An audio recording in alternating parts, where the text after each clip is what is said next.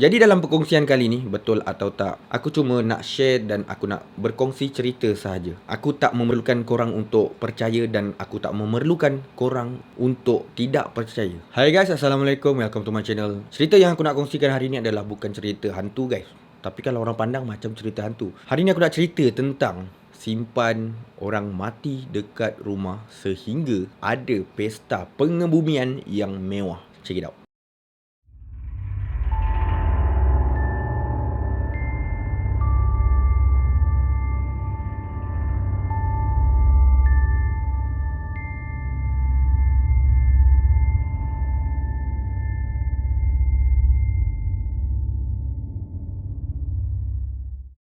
Upacara tradisional ini dilakukan oleh masyarakat Toraja. Korang pernah dengar tak? Toraja. Masyarakat Toraja adalah orang asli di wilayah Sulawesi, Indonesia. Kawasan bergunung dan tropika mengalami suhu yang tinggi dan hujan lebat hampir setiap hari. Jadi kita nampak dia duduk di kawasan yang lembap dan rajin hujan lah. Selalu hujan. Sehingga kedatangan Belanda, masyarakat Toraja ni tak ada hubungan dengan masyarakat luar. Dia umpama satu masyarakat yang terputus dari hubungan luar. Dia macam terperuk dekat satu kampung, dekat situ je. Dia orang tak ada nak keluar-keluar. Ini apa yang aku jumpa dekat sumber lah. Kalau nak diikutkan, kebanyakan daripada diorang ni, masyarakat Toraja ni, menganut agama Kristian. Tapi diorang mempunyai kepercayaan di mana entiti yang bukan manusia seperti tumbuh-tumbuhan, seperti haiwan, mempunyai intipati rohani. Dan yang lebih penting lagi, mereka ni sangat-sangat percaya di mana nenek moyang mereka yang dah lama mati akan turun ke bumi daripada syurga.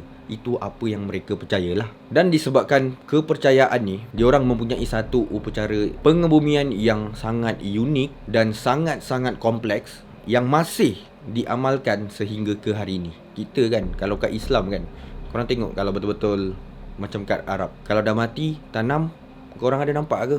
Diorang sampai tak ada nak letak batu nisan, tak ada letak nama. Korang sampai ke satu perkuburan, korang pun tak tahu ini kubur siapa. Dia letak jenis sepah punya. Bukan sepah lah, susun tu tak susun, tapi tak ada nama, tak ada batu nisan. Tapi dekat Malaysia ni korang tengok, bila mati, oh batu nisan dia cantik, barmar, baik punya.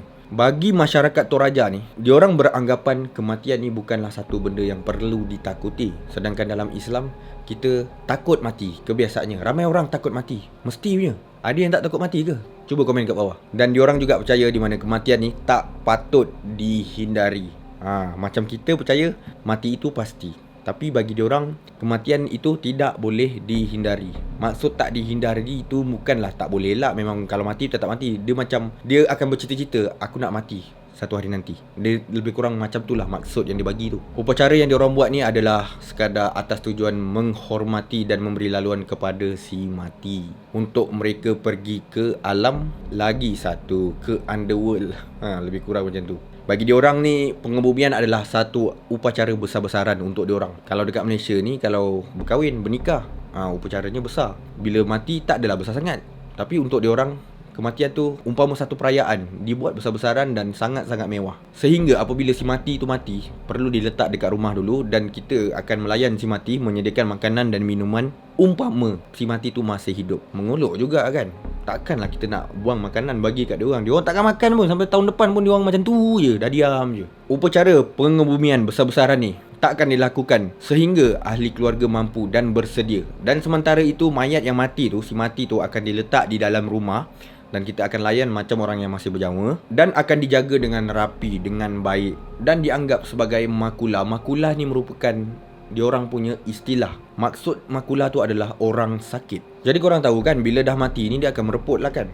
Dia akan degrade untuk mengelakkan tubuh si mati tu daripada mereput. Diorang akan pastikan mayat itu dibalut dengan kain, dengan selimut dan dipelihara dengan cecair-cecair herba diorang. Aku tak tahulah cecair apa, dalam sumber dia tak ada bagi tahu kan. Lepas tu dengan cecair itulah akan memelihara tubuh si mati tu supaya mungkin akan melambatkan proses mereput atau proses degrading tu. Tapi untuk pada zaman sekarang pula, walaupun upacara tu masih berjalan, untuk proses awet mayat tu, diorang tak gunakan cara lama lagi. Diorang dah gunakan cara yang lebih moden dengan menggunakan formalin disuntik ke dalam badan. Kemudian tubuh ni disimpan di dalam rumah ada, ataupun yang kebiasaan diorang buat, diorang akan simpan di belakang rumah di dalam satu bilik yang betul-betul molek macam nak melayan orang tengah hidup lagi, dan akan dihadapkan ke arah selatan, di mana diorang percaya arah selatan tu merupakan arah di mana syurga terletak. Masyarakat Toraja ni melakukan benda ni dengan sepenuh hati, dengan betul-betul orang kata bersungguh-sungguh, dengan penuh rasa hormat dengan si mati.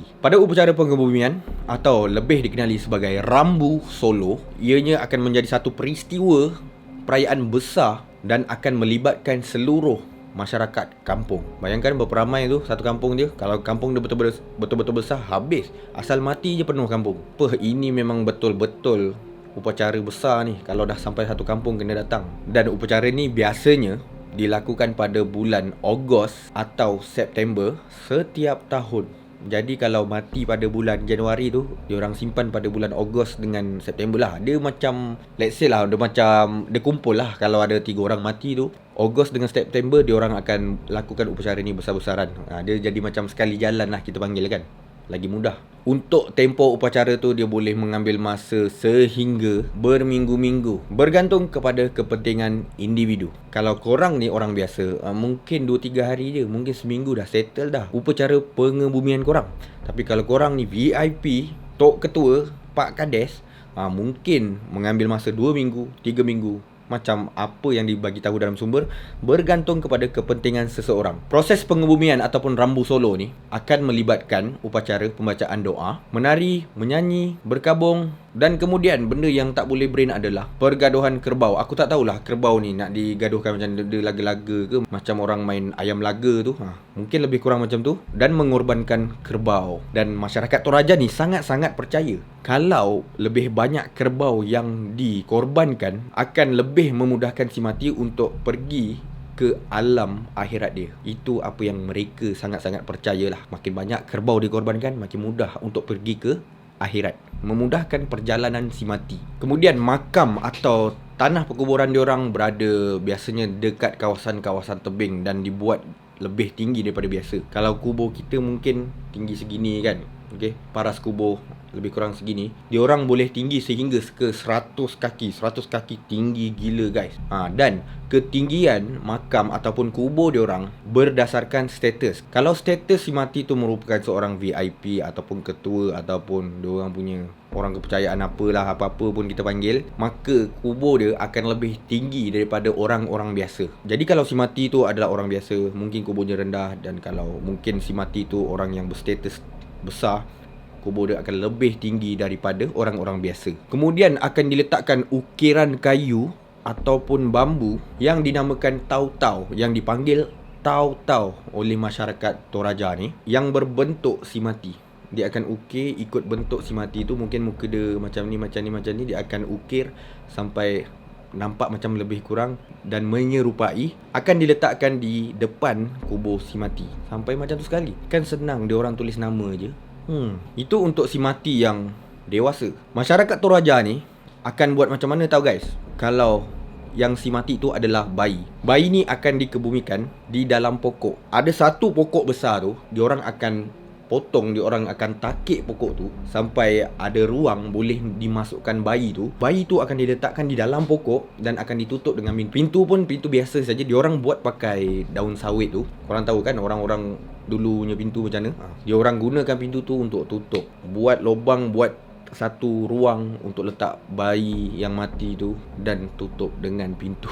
Aku tak boleh brain lah guys. Diletak dalam pokok Kenapa dibuat macam tu? Masyarakat Toraja ni percaya di mana kalau bayi bila diletak kat dalam batang pokok tu, ianya akan diserap oleh alam.